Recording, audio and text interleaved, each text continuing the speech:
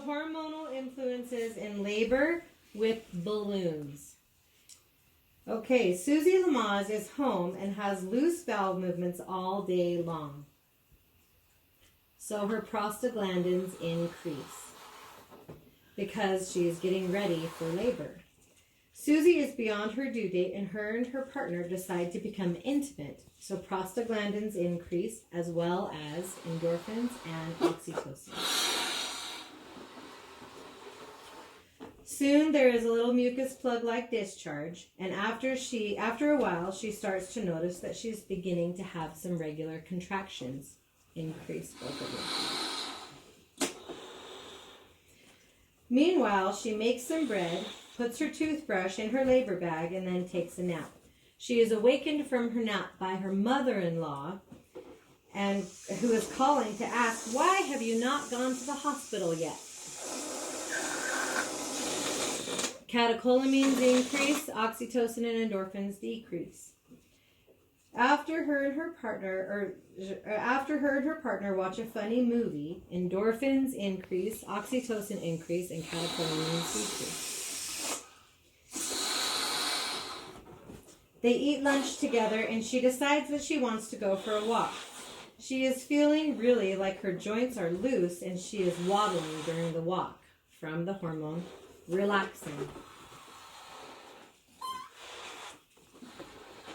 As she walks, she notices her contractions are closer together and more intense.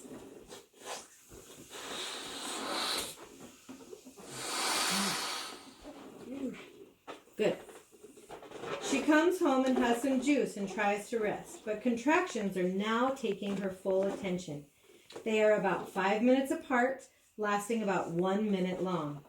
After an hour of this, they seem to be getting closer together, and so she decides to go to the hospital. When she arrives at the hospital, she fills out some paperwork.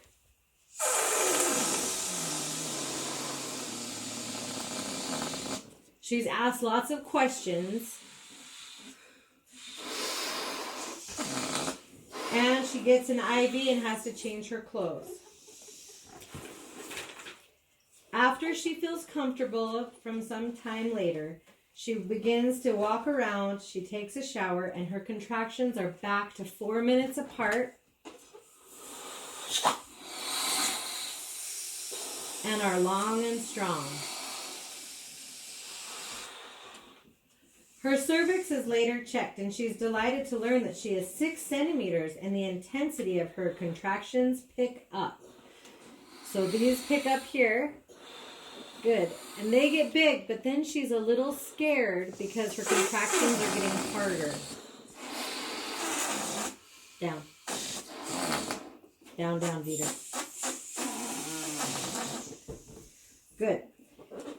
Her partner helps her feel more comfortable. The birth team help her find a comfortable position, rubs her back, and gives gentle massage. And her contractions are able to be managed.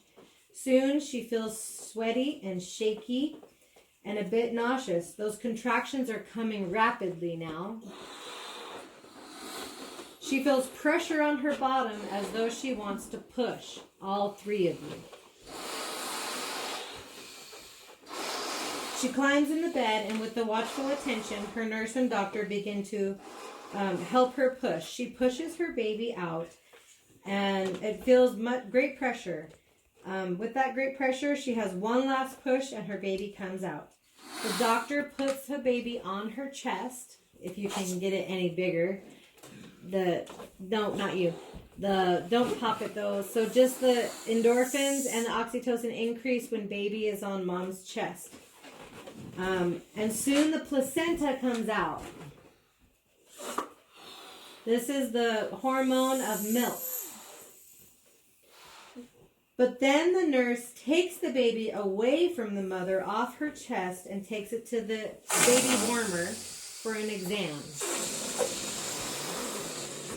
Decrease, Peter, a lot. Good. But then the nurse remembers, oh yeah, she wanted to have 1 hour of undisturbed time with her baby. So increase, decrease, and CBU increase. Shem, you're all the way down. Oh, you can see it. So the nurse brings the baby back and puts her on her chest. Endorphins increase, oxytocin increase, prolactin increases. The baby bobs her head to look for the breast and begins to suckle. Increase, increase. And the whole team rejoices. Increase, Dad. And then, yay! Endorphins are 30 times more strong than when a woman is in labor.